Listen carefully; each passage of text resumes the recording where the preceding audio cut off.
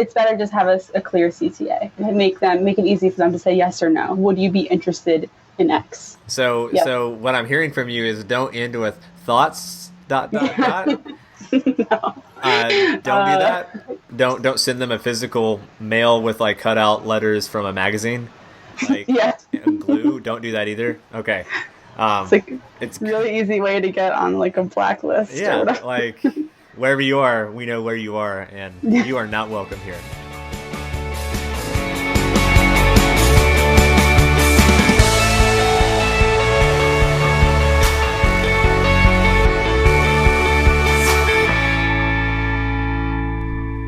Hello, ladies and gentlemen. Jeff Callahan here, founder of Become More Compelling.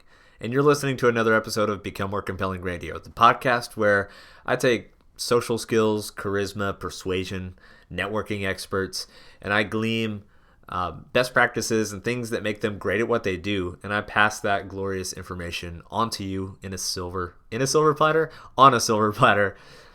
So I'm really excited about the show today, and it's for a selfish reason. So let me ask you this. Have you ever been in a situation where you know you need to reach out to someone, you know you need to make contact with someone, you're probably going to send them an email.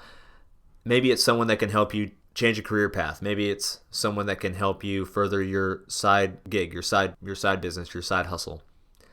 Maybe it's just someone that you respect and admire and you want to reach out to them for some advice, whatever it is. What do most people do? Like 95% of us either A, get scared and don't do it, and that's not good because that leaves you in the same place where you started.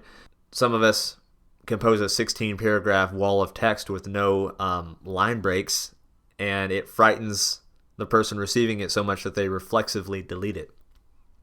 Neither are good. In this podcast, we're going to teach you how to do better, and we're going to teach you how to get responses and do the research so that you can maximize your chances of forming a relationship with someone effectively out of thin air.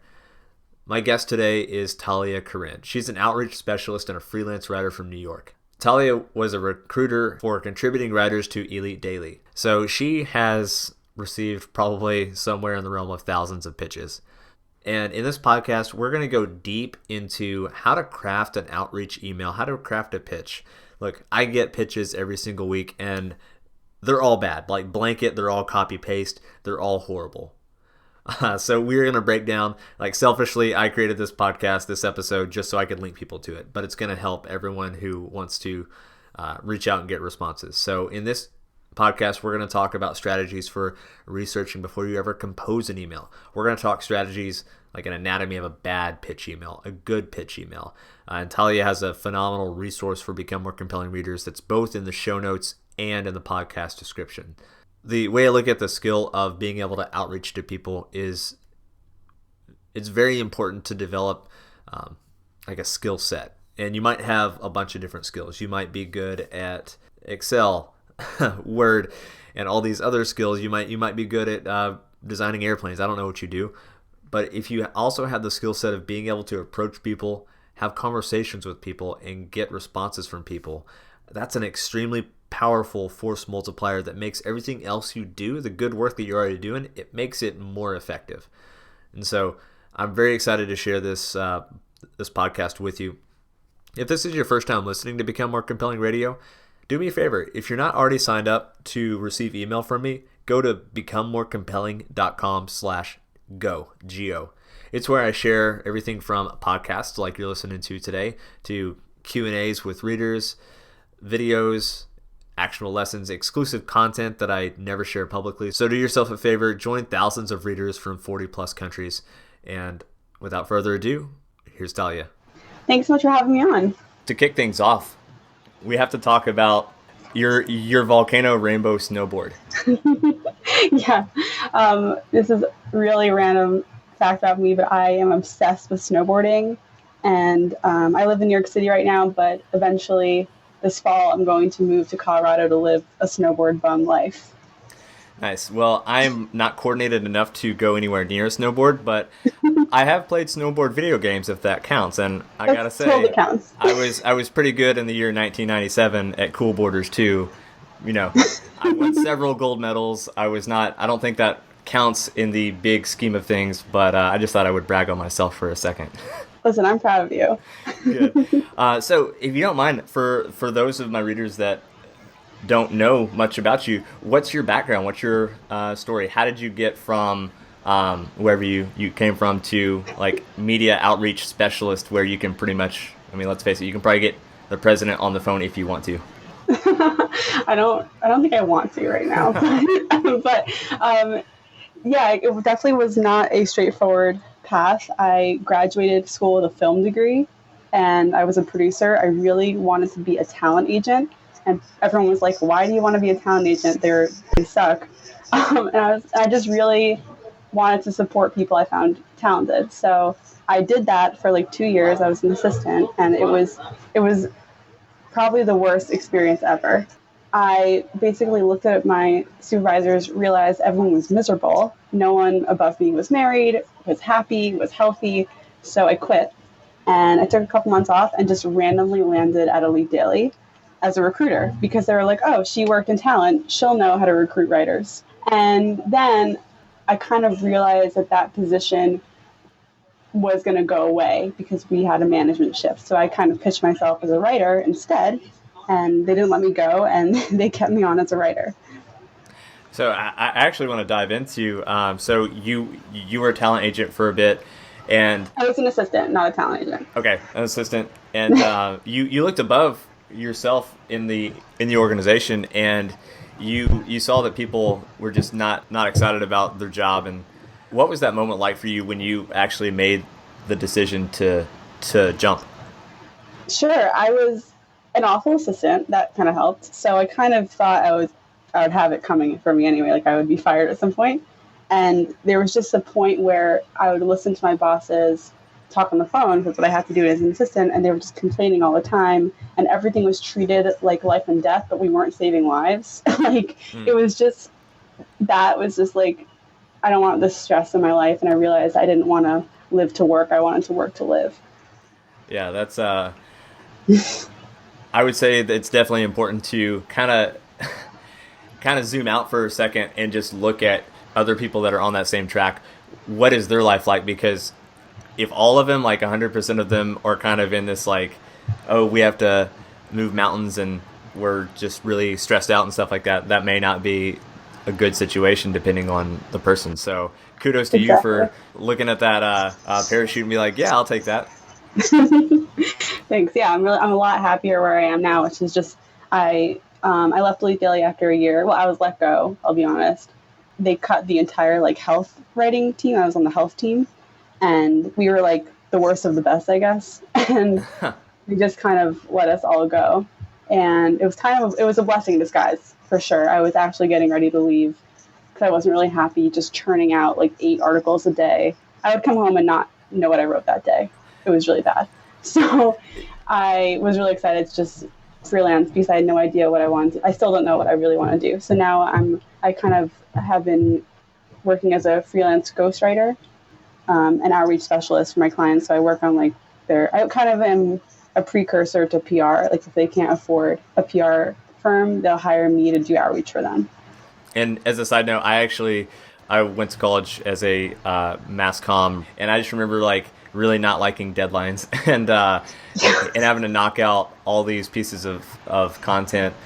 So it's nice to be in a situation where I can, as I'm sure you can relate, spend more time with stuff and really make it make something that you're really proud of. And more importantly, like what really got me is just knowing that it's going to stand the test of time. Oh, totally. The thing I write today, I want to be good in 5 and 10 years, as opposed to 1 hour, because it just didn't feel good. It felt like throwing all these minutes and hours of work into the trash as soon as the clock struck midnight. Yep, I wrote 500 articles for Elite Daily. That's a lot. And you know my top article was? It was an article. Do you know on Reddit like Photoshop battles? There was one. There was one of Taylor Swift, and it was like, look at all these weird pictures of Taylor Swift on Reddit, and that was my biggest article. So, I definitely, I think that's hilarious. Number one, but number two, like, and we don't have to get into this right now. We're probably going to touch on this later in the show, but I definitely want to get your thoughts on like kind of productivity and attention and stuff like that, because I feel like sites that are built on just harvesting all of our collective attention spans, it's something I had to get separation from personally, and I took and we'll talk about this in a few minutes. I had to take some extraordinary measures to kind of cut the cord so I could reduce the amount of distractions throughout my day. So let's say that we have this imaginary person in front of us, like this person who maybe has their own side gig. They've heard a little bit about, look, I need to get featured in some media. You know, I've got some good stuff to say, but I don't know how to go about it, and I'm scared about reaching out and promoting myself, because I think a lot of fear of reaching out is secretly fear of just talking about yourself and saying that I am good, I make good things. I would love to get your thoughts on that. Maybe we could walk this person through, like, how would you approach going from kind of zero to getting published? What would that process look like if you were talking to them? Sure. So the first thing, the most important thing is homework. And that's the edge that you have as an entrepreneur that isn't working with a PR firm. That's what you have, that edge, because you have the time and focus to put into that homework. And what I mean by that is looking at your service, knowing who it will help, right? That's your first step, is just knowing, and then figuring out what they're reading. So, you know, are they reading Forbes? Are they reading like Racked? Like if it's like the fashion thing, like what are they reading? And then diving into those sites, figuring out what writers, staff writers, not contributors, because there's a difference, are writing about those things, reading their work, and making notes, like what writers are talking about what. Go on their Twitter, like find them on Twitter, because every staff writer is encouraged to build their brand on Twitter because they're promoting their articles. So it gives you, the business owner, a lot of, you have a lot of material there to look at their tweets and like look at what they're talking about and what they care about. And you should keep track of that in a grid. And so that way you kind of build your own media list tailored to you. That's the first step. Yeah. And I love that because... and we're probably going to compare notes at some point. When you look at how most people typically think about media outreach, it's some version of like, all right, I'm going to cook a lot of spaghetti. All right, I'm going to find the nearest wall. I'm going to throw all the spaghetti at the wall and see if anything sticks. And the reality is, like, most of it doesn't. Almost all of it doesn't. So it's a lot of wasted effort. And just thinking in my past, like, would become more compelling. I definitely get a few pitches a month typically, and most of the pitches just look like straight copy paste. Yep, they totally are. 1,000%. And I used to just not respond to them, but now I do respond to them. I try not to be mean, but I also am pretty direct in saying, like, look, I have to pass on this because it sounds like a straight copy paste. It doesn't sound like you read my site at all. And I'm giving them this feedback, and a lot of times they'll get very defensive. They're like, oh, I'm sorry, it felt like that, and I guess I should try harder. And I'm like, look, that's I'm giving you gold right now, which no one else is probably telling you this. They're just not responding. So how do you think about when it comes time, like, doing that research? You've got your media list, and you're looking at where they're hanging out, what they're writing, before even crafting the email. Like, how do you start to get those puzzle pieces in place when you know the eventual outcome is crafting them? Like, maybe it's a pitch, maybe it's just a saying hi email. What's your thought process there? I think the thought process is, before you even think about an email, you have to create a first point of contact. And this is the same for getting in touch with influencers too. Retweeting something, commenting on their articles, because even though we're told not to read the comments, they totally do. Someone's reading them. Someone at the publication's reading them.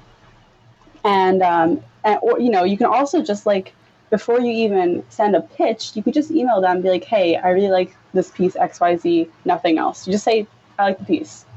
Like, you don't need to pitch anything else. And they'll read it. They might not respond, but they'll see it, and there will be something like writers really appreciate that. They really do.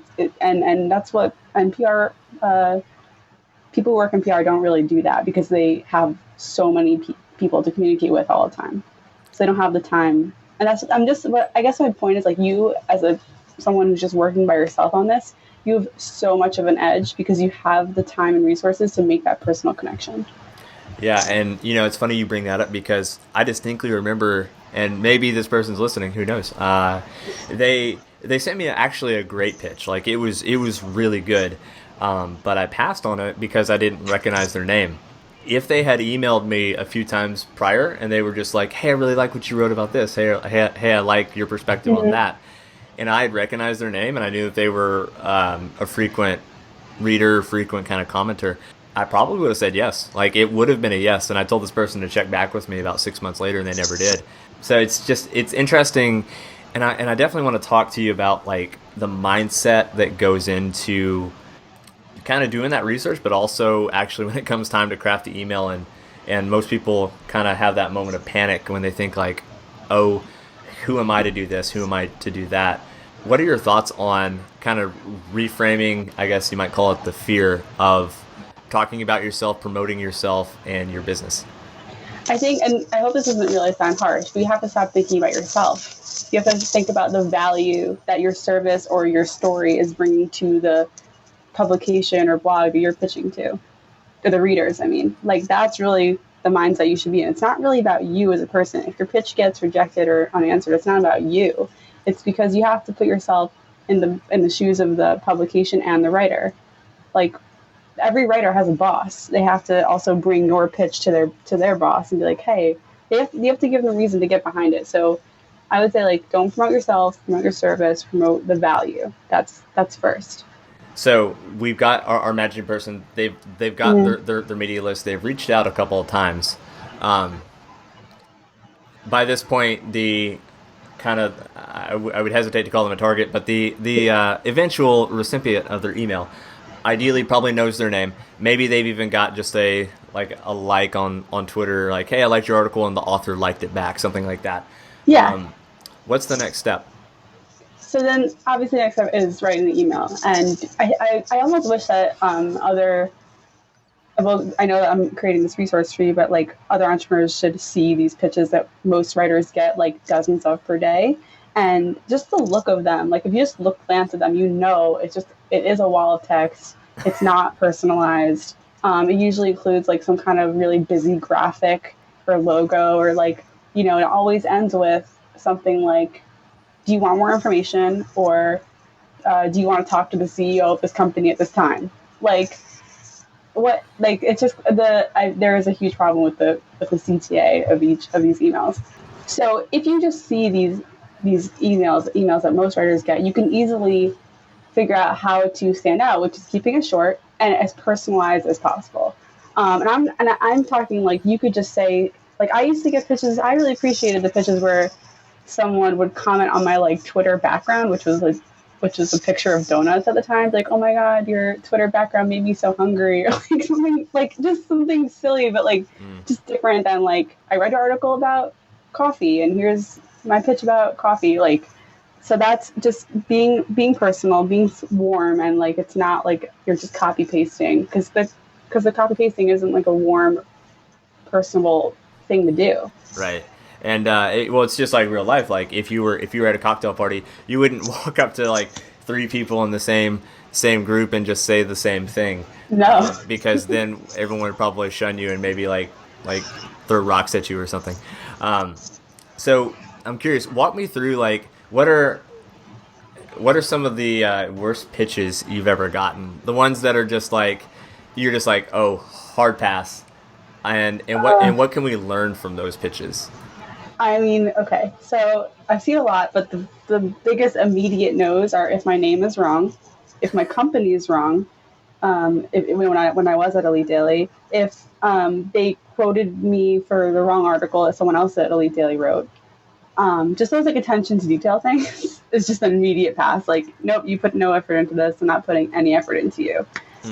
And then there are the ones that are just like miles long or have nothing to do with, you know what it is? It's the ones that were a stretch. And this is why research is so important, because I used to write about money on Elite Daily, and I would get a lot of pitches about millennials want to buy houses and care about mortgages. But the thing is, if those PR people read the front page of Elite Daily, they would get instantly that Elite Daily readers did not care about mortgages ever. Like that wasn't on their radar.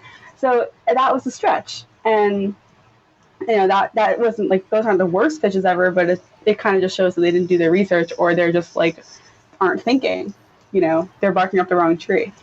Yeah, and it sounds like these are all things that, like, attention to detail, getting the name of the author that you're pitching right, getting the publication right, having a glance at the homepage. Like, these are not things that take very long. They're things that collectively, those things would take probably less than 1 minute. But yet, so many people don't do them. So I wanted to add one more thing that this is huge, and I would ask people who pitch me to do this all the time. Send headlines. Read the front page. Analyze their headlines. What's the formula? How long are the headlines? Like, count the characters. Figure out what their formula is just by analyzing a few, and pitch headlines to go with your email. That will be so important, because the writer could easily just copy paste those headlines and send them to their editor and be like, hey, I got this pitch. Here's some headlines. So much easier than having the writer sit there and figure out headlines themselves, because you've already done the work of figuring out why it's relevant and how it can be communicated to that specific audience. Yeah, and you're doing the work for them, and you're also showing a lot of respect when it comes to their time and what they're going to be, like, their job, rather than just saying like, hey, we should talk sometime, or do you mind if I write about mortgages when your website's about pizza? And it's got to be a fit, and I think that's something that's so easily avoidable. So in a sea of, because probably if we take 100%, probably I'm just guessing 90 to 95% of pitches or some variation of this, like mediocre to bad. How would someone really stand out and catch your attention? We've already mentioned attention to detail and liking, hey, I liked your donut Twitter background. It made me super hungry for donuts. It's very conversational, but are there any recommendations that you would make if someone's about to pitch and they've already done their homework? If the person pitching mentions something about trends, like, oh, I noticed that this is trending right now, especially if it's an online publication that pushes out hundreds of pieces of content a day, like most of the big ones, they always need to be up on the trends. And if your service or your story is somehow relevant, if I got a pitch for something and they could somehow relate it to Kim Kardashian, really, I'd take it right away. Because we knew that Kim Kardashian was huge for our readership. Anything related to her was just going to be one of the big articles of that day. Yeah, if you can tie it to Kim or Kanye, instant yes. Give me headlines, and you're in. So that's I guess another way to stand out, because it shows you're thinking. It shows you're not just blindly pitching every publication with the same pitch. You're thinking about their specific audience, their needs, because you have to realize that every single publication, and we're talking about the big ones, they care about views and clicks. That's all they care about. That's how they make their money. So how can you contribute to that?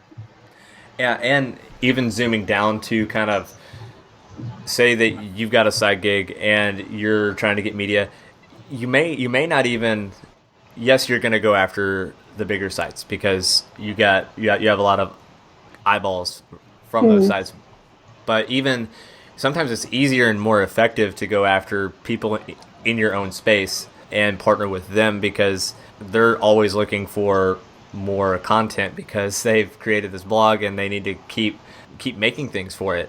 Totally. And sometimes the payoff is extremely, extremely high, where, you're, say that you want people to sign up for your email list, then on a bigger site, that conversion percentage, the people that opt in, may be way lower than it would be on a site that's extremely highly engaged. And I think you're absolutely right. You're absolutely right. A lot of these principles, I think they can be duplicated in some cases with better results to an individual. Like, hey, I read your blog post about how to get anyone to answer email, and I really liked it for this, that, and this reason. And it just shows what a little bit of effort, a little bit of research, it shows the disproportionate rewards that you can get from that. Totally. And when it comes to the blogs that are owned by people like you and me, we have our own blogs. it's actually a little bit easier to get into them, get like that first point of contact and make it more meaningful than a tweet, because most bloggers have an email list. And one of the ways that I've connected with many influencers and even gotten hired by them is by responding to their newsletter. That's I can completely agree, because I mean, we don't write those things just for fun. I mean, it's fun, but it also feels good when someone's like, I really liked what you said about XYZ and it improved my life. That's super meaningful. Yeah. Just like a well thought out comment is, because where Twitter, for instance, might be like throwing a pebble in a raging river, a comment section that might be like throwing a boulder into a still lake. Where if you have something that's well thought out, site owners really, really appreciate that, because their comment sections, while they may have a sizable audience, their comment sections may not be just brimming with comments. And so it's easy to stand out, and it's easy to differentiate yourself with something like that. Totally. So you've pounded out, like, you are a writer's writer. Like, you've written like a million things. And I'm curious, I want to ask you about kind of your thoughts on like your writing process. Is it easy for you? Do you sit down? Like, do you have like a set time scheduled per day to write? What's that like for you? Sure. And everyone's different, but for me, I do my best in the morning and then also very late at night. So I'm both a morning person and a night owl. It's hard, but I basically structure my day where I write like 7 a.m. to noon, and then I don't really write in the afternoon, and then I get back to it after at 6 p.m. So, and at Elite Daily, I was able to structure my schedule, so I was writing from 6:30 in the morning to 2:30 in the afternoon, and I had the rest of the day off. Like, that was my schedule, and it was awesome. Yeah. And then when I get really stuck, I use the Pomodoro method. So I set a timer for 20 minutes, and I just like throw myself into writing and then take a break and then another 20 minutes. That's when I get really stuck, and it helps me a lot. And I think I'm 100% with you when it comes to trying to do as much writing in the morning as possible, because as we get weighed down by all the decisions we have to make during the day, and like, what am I going to have for lunch? Like, you know, the phone's ringing, what's happening here, get the mail. It's going to be harder to get yourself in that mode of knocking out some words. Totally. So you use Pomodoro, like you carve out time. Do you like, okay, here's what's weird about me. I can't be trusted with the internet because it's just too distracting for me. So I heavily block the internet. Wow. The distracting sites, like 22 out of 24 hours a day. Not everything, but most things are blocked from me. Wow, I'm impressed. And it's I mean, it's easy now, but in the beginning it was very difficult, because you sit down to write and you like, oh, I'll check Facebook. Oh, I'll check this group. Oh, an hour later. Oh man, now I gotta go do this other thing. So I use Freedom 2, freedom.to, and it works on all my devices, so I can literally shut down as much as I want to. And I'm a little bit more restricted in the morning than I am in other parts of the day. And the weird side effect is, like, I even when I have my 2 free hours in the late afternoon, a lot of times I just forget to check all those distracting sites anyway. Yeah. That's kind of an awesome side effect, because I actually feel like I'm less, I guess, mentally cluttered throughout the day, and I can devote more time to be it writing, and also I've gotten to a point where I read a lot now. Listening to audiobooks, I wouldn't really call it reading, but maybe it is. I think it's reading. It counts. I'm in like books. I've got eyes in like 10 books right now concurrently. Wow. And it's amazing when you take away something, how much freedom you have to put your energy towards things that actually are meaningful. Because I know you wrote an article recently, and I love the title of this. Are you wasting time or making power moves? Thanks. I would love to get your thoughts on that. Like, when is cutting back on certain things? Like, have you ever had a time when it's really helped you accomplish bigger things? Yeah. Well, what inspired the article is my friend was telling me about how she's like, well, I tweeted my article and then I posted it on LinkedIn and just like nothing happened really to it. And, and I told her like, that is, they feel like accomplishments because hitting send or hitting submit or post feels like you're doing something, but it's wasting time and taking away from what our power moves, which is actually emailing people about the article, like, and promoting it in a way that has more payoff. So for me, I kind of realized I was doing the same thing when I started freelancing. Like I kept reading like, oh, you have to use social media to market yourself. But then I realized that no, I need to be working on my relationships so that I get really good referrals. And that's what I did instead. And I don't really market myself on social media at all. In fact, I haven't had to market myself yet.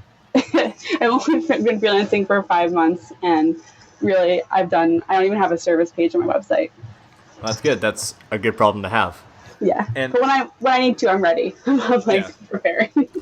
And actually, I think this would be something cool to dig in on. So say you've got two people, the person that's like, yeah, I wrote this piece and now I'm sharing it on this, that, and the other social network. What should they do instead? Or what should they have already done to make that piece the most impactful piece it could possibly be and reach the most eyeballs? I think one of the tried and true methods of both building your credibility and getting more of the right viewers is including mentioning other experts and influencers in your article. It makes you look more credible. It offers more value to your readers, and then you can go email it to those influencers. They can look at it. They can share it. They can kind of promote it for you because, especially if it's good content, they're going to be happy to share it if they're proud of it too. And at the point they send out, like, say it's a list of like 10 habits you should do every day to make your life super awesome. Should they already have built that relationship before they send out that piece to? Yeah, I think that while you're working on totally. I think when you're working on a piece and you want to include a certain influencer, like, start interacting with them more on social media, commenting, answering their newsletter, like something just to, even if they don't answer, even if they, it seems like they're completely MIA, that will help because when you do email them, don't even ask for them to share it. Just tell them that you did it. Like some people will be like, great. And then some people are like, oh my God, this is great. I'll share it. And either way, it just looks good for you. There's no bad outcome of that. Yeah. There's zero downside and potentially a whole lot of upside. Mm-hmm. It's much more powerful than just like tweeting it out because Twitter really doesn't do much for you. Right. It's definitely akin to those raging rivers where it's like, oh yeah, exactly. I don't know where that article went. It's gone now because Kim or Kanye did something. Yeah, exactly. So you've been freelancing for 5 months now. Yes, this is my 5th month. 5th month? Right. Congratulations. Now. That's awesome. Thank you. What was that like for you when you started to kind of pitch your services to clients and finding those clients and building the relationship with them before you started to kind of offer your services? I ask because I know I have several readers that that's what they do. They freelance, but they want to know how to get more clients. Sure. Well, first of all, I believe in, like, you have to be networking all the time. Regardless of whether you need work or not, you should be reaching out to new people and finding ways to connect with new people like once a week. That's really not that hard because if you're reading articles and if you reach out to the author, reading books and reaching out to the author, just like through your other social media, like, when you're using and you see someone putting out something, like, reach out to them. Just tell them that you like what they're doing because that's building your network. It's nurturing it.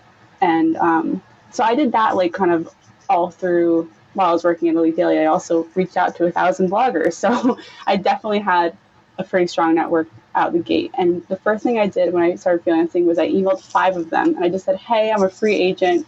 You guys know what I do. Do you have anything? Do you know anyone? And they did. And I was able to book work right away.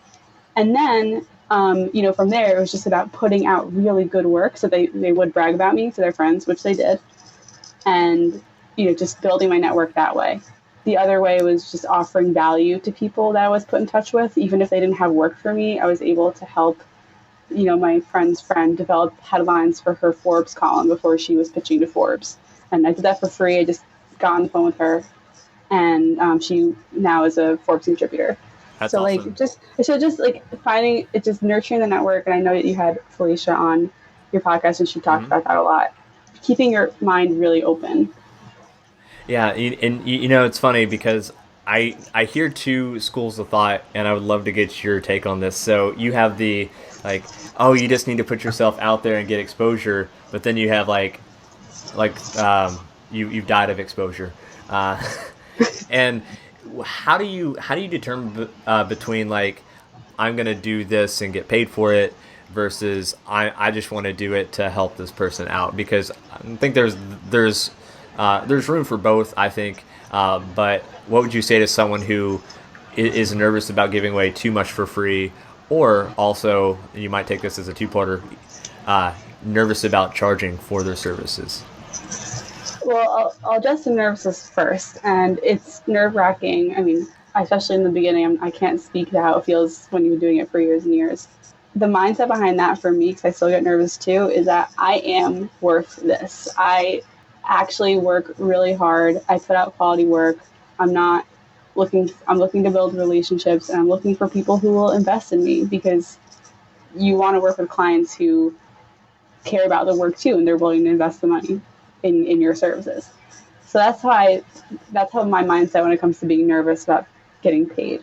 And then when it comes to, figuring out what to give away and what to charge for, I've definitely been in a couple of situations where people try to get free work out of me, and I just say no. Like, I charge for this.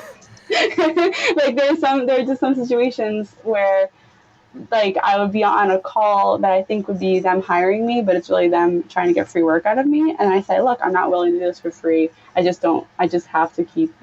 But if you want to be a client of mine, I'd be happy to devote this amount of time for this amount of money. Can you do it? And if they say no, that's okay. And I just, move on. Yeah, and it's actually a good thing, because likely if that person's trying to get free work out of you, there could be like scope creep where they're asking like, oh yeah, I know you're doing this, but would you mind just doing all of our social media marketing or whatever it happens to be? Yeah. It's just like, wait a minute, that's not what I signed up for.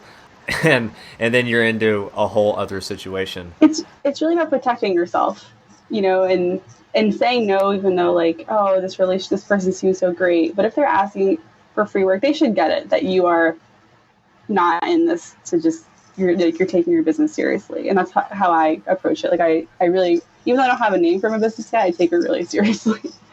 Yeah, and I think that's great. And I think the flip side of that is like, if you do help someone, like say it's just a friend and they need help with one or two small pieces of advice, like I give my advice freely. It's interesting because you have to draw a line, because I definitely believe that people sometimes they have a hard time valuing what they don't pay for. Just because, yeah. I mean, if someone gave me a Ferrari, I would be like, oh cool, that's a Ferrari. I guess it's all right. But if I like worked for 60 years to get a Ferrari, I mean, I might treat that a little differently. Totally. And it's definitely, I think, something that a lot of folks can struggle with, because they might feel like they're in a perpetual cycle of giving work away and just wanting to get their name out there. But I like what you say in that, having those strong boundaries and saying like, oh great, well if you want this, here is my rate for that particular package, and yeah. Are you going to be paying with PayPal today?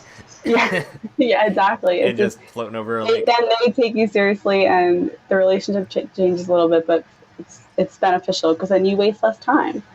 Yeah, I love that. Switching gears a little bit, I want to I'm just going to throw a rapid fire question out there. Sure. If you could send a text message to everyone on Earth, what would it say? Start before you're ready. Ooh. Yeah. Start before you're ready. That's very good. What when in your life have you needed to send that text message to yourself? When I quit my job. I'm sorry, when I got fired, because yeah, I really was like, I was planning on doing the freelance thing when I moved to Colorado later this year, and I was going to just work until I like kind of just not happy at my job. I was just going to work until that point. And I started before I was ready because I just didn't want to get another job. Like I didn't feel ready to start freelancing. So. And have you found that you've been more, I don't know if the word's resilient or adaptable, like have you surprised yourself?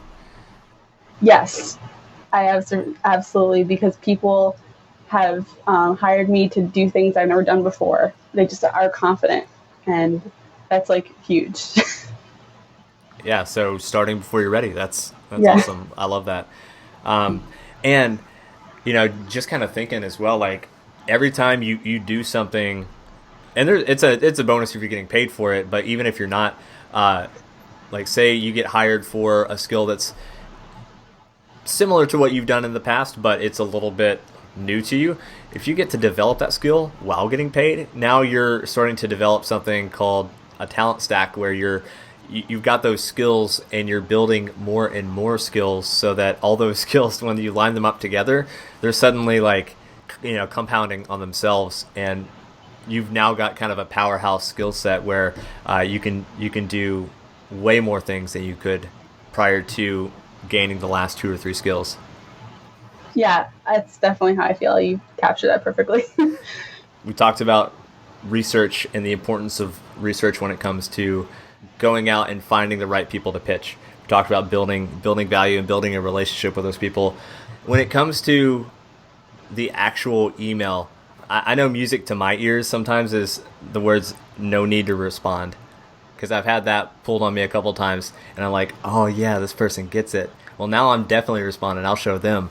And so, any thoughts around like when you're sitting down to compose that email and you're about to promote yourself to someone or something, like what does the kind of the nuts and bolts of that email actually look like when you're composing it?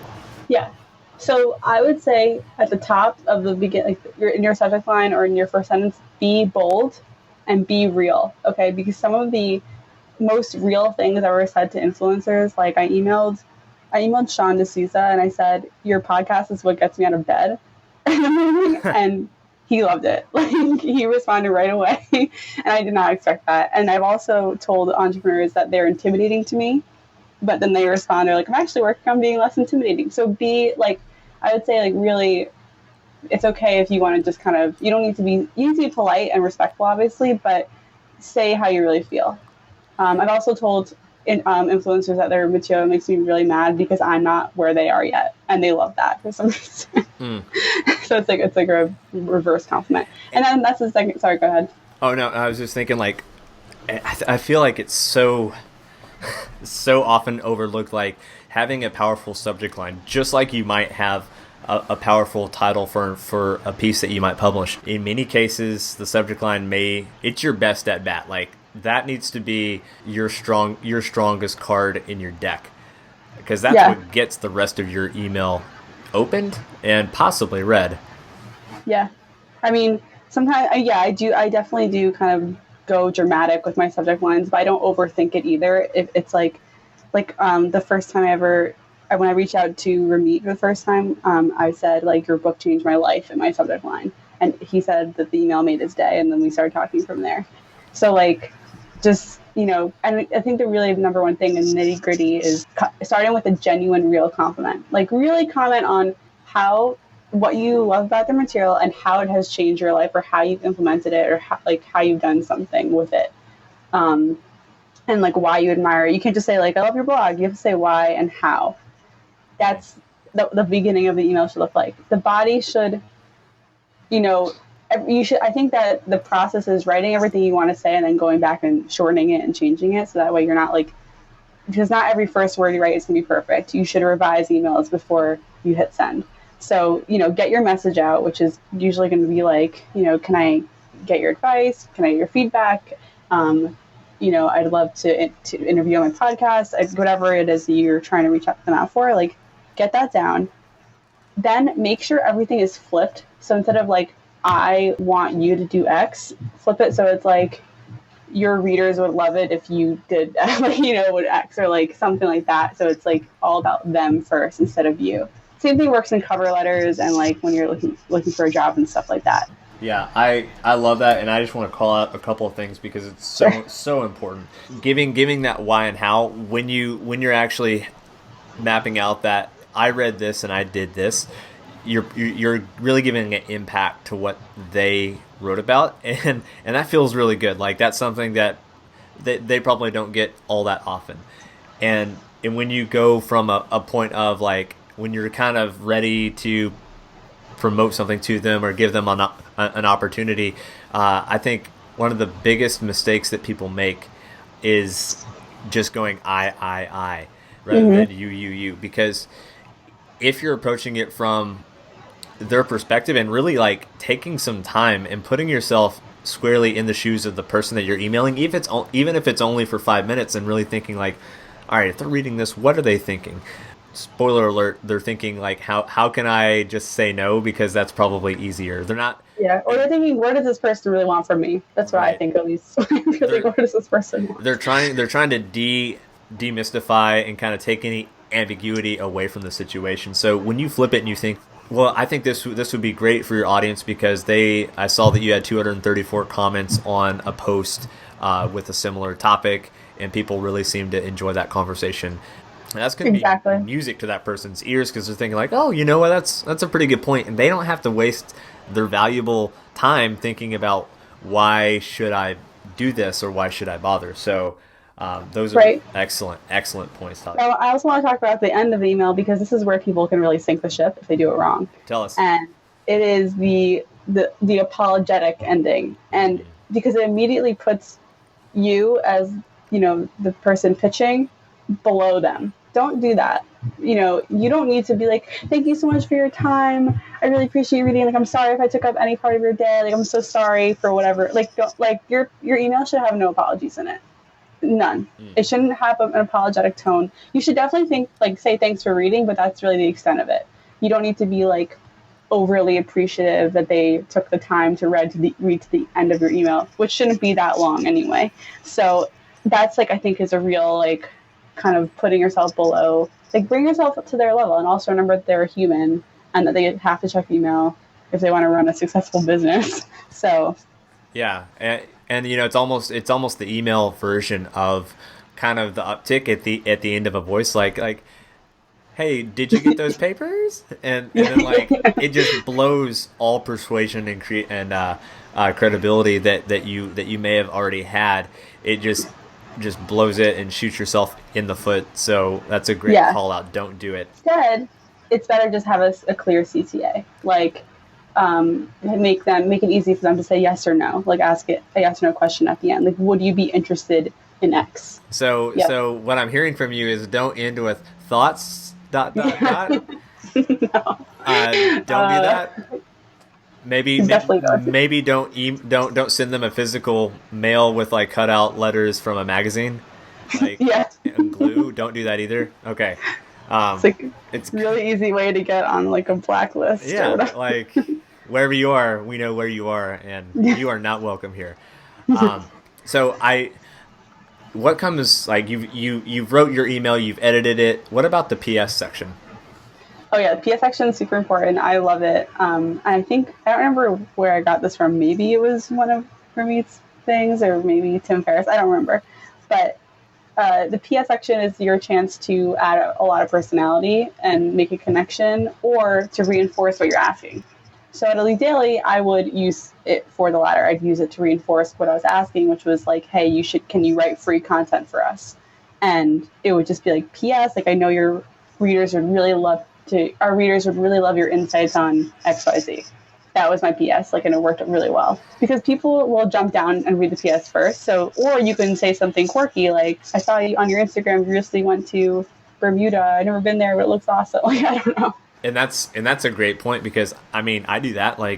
If I receive something I'm oh God, is it bad news? How am I gonna feel after reading this? I kind of want to know, so I'll skip down to the PS if there is one, and I'll typically read that second after I read the subject line, and then I'll kind of fill in and be all right, well, this seems all right. So if you're not using a PS, it's extremely valuable. I love that, and I think that there's a lot to be said for just having that clear call to action, because the last thing the world you want is to have it be ambiguous, because then you know what's going to happen is they're going to read it and think like, I'll do that later, and they're not going to do it. Like, it's not going to happen.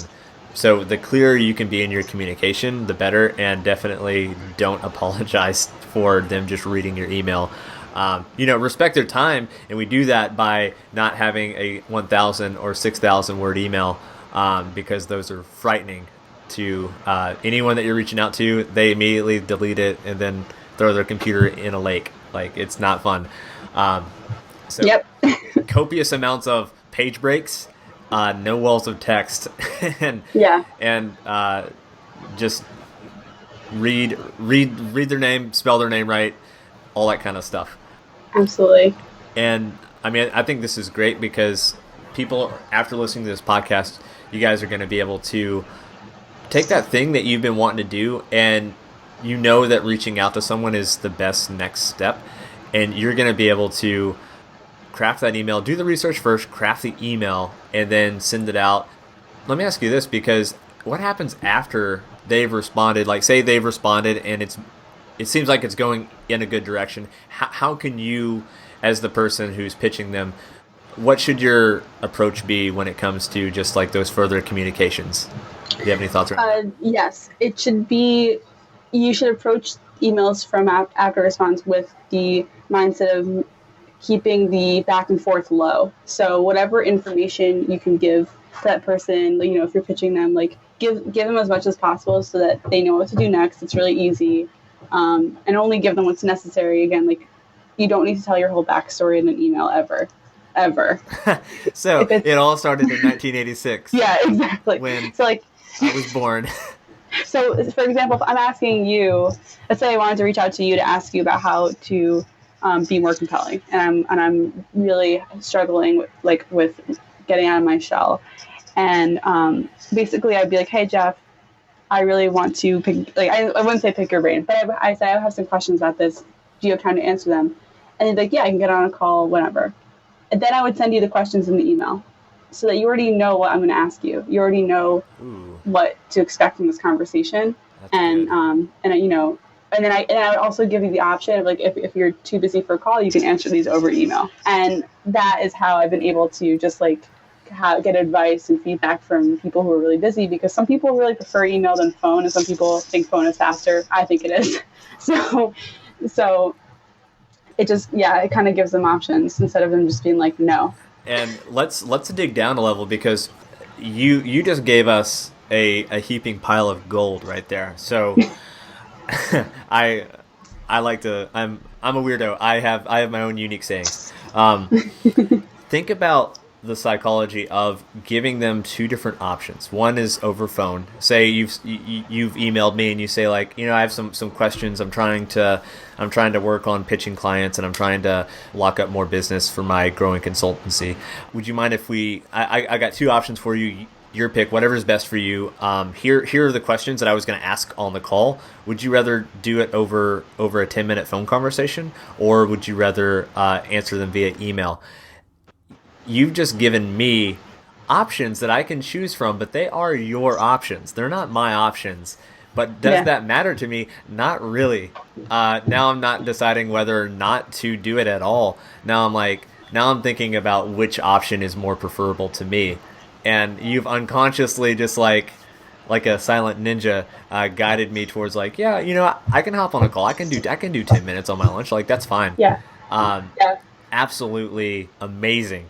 Thank you. I hope everyone uses that, because I use it all the time. Awesome. It's really great. I mean, I can't say every single person I ask responds to me. Right. I think, like, in terms of structuring that email to get really into it is, you can say, I want to ask you some questions about something very specific. Don't be like your business. It's something like how you built your business in this space, or like what your challenges were, XYZ. And then you could say, my questions are below. So to, again, shorten that email, put the questions below your signature, or below your name, and so that it's not even like clouding up the initial body of the email, so they can scroll down and just read them. That is something that and then you leave them space to answer if they want to. So, and then also for phone calls, I would say 20 minutes is the perfect amount of time. Like, that's what I pitch, is just 20 minutes. Yeah, it feels long enough to actually do something, but not so long. It's not even half hour. So like that's an episode of South Park. That's nothing. Yeah. So you have a wonderful free resource for Become More Compelling Readers. Would you mind talking about that? Because I think if you're listening and you've liked this call, you are going to love going deeper and really crafting those emails so that you can get the results that you want. Sure. So for your listeners and readers, I've made a teardown of 3 pitches that I've received recently and kind of analyzing what didn't work and how I would rewrite them so they would work from a writer's point of view. And that will kind of show you visually, like step by step, the elements of a good pitch versus a bad one. I will include the link to that in both the podcast description and the show notes as well. So you're going to get that. I definitely recommend it. Talia, it's been fantastic having you on. I hope everyone, like, if I could send a text message to everyone, it would just be a link to this podcast. Purely for selfish reasons, so that people either pitch me better or don't pitch me at all. One of the two. This is so necessary as we all kind of gravitate away from having one single job and start to kind of, as Chase Jarvis says, have hyphens. Like, you know, mm-hmm. I'm a blogger hyphen writer hyphen graphic designer. To get those things started, we have got to not be afraid of actually reaching out to people, and realize that a lot of that fear just comes from kind of like that nervousness that you might get on the playground when you want to ask another kid to play from back in 2nd grade. Typically, I mean, I've never had anything bad happen. Like, the worst thing that happens is someone doesn't respond. Totally. And that's it, because let's face it, I mean, no one's that important where someone's going to be like, oh, I'm going to take 20 minutes out of my day and give them a piece of my mind for sending me a polite email. Like, that doesn't happen. It's an irrational fear. Totally. And I just for your listeners and readers, like, remember that an email can change your life. Literally sending one email could change your life. It could make a huge impact on your business, more of an impact than sending a tweet or something. Again, I told you this, like, I've gotten hired by influencers I reach out to, and without expecting it. So if you're going to dangle that out there, I have to grab it. What is an email that has dramatically changed your life? I guess the one I just mentioned, like getting hired by this person I really admired. I emailed him, I responded to his newsletter saying, you know, it prompted, what are you struggling with right now? And I told him, and we started talking, and then he was like, you know, you seem really great. I'm going to hire you. Like, that really was huge. And I wasn't expecting it. I was just asking his advice. I like it. And it also made me think, if you're listening to this, I want to throw down a challenge. Love it. Think about one area of your life. It could be the job that you want to get. It could be freelance gig that you want to get. It could be securing media. Use Talia's resources that she's given us, that she's mentioned in this podcast and in the show notes. Craft your own email to this person. Send it out to this person in the next week. You can also practice sending them to me first if you want. My email is taliasarahkoren@gmail.com. And would you mind spelling that out? Yeah, it's TALIA, S as in Sam, ARA, Koren, which is KOREN @gmail.com. Cool. Yeah, so think about this, guys. She's offering to read it and I assume give people feedback. Totally, yeah. That's amazing. Like, that doesn't happen. I might be doing that. I do it all the time, so I seriously am fielding these emails all the time, so I don't mind. Yeah, so there you go. And then send out that email in the next week and see what happens after that, because like she said, like, one email can change your life. Well, Talia, it's been great having you on Become More Compelling Radio. I could not be happier to have this conversation with you, and we'll definitely have to do it again sometime. Thank you so much. This is awesome.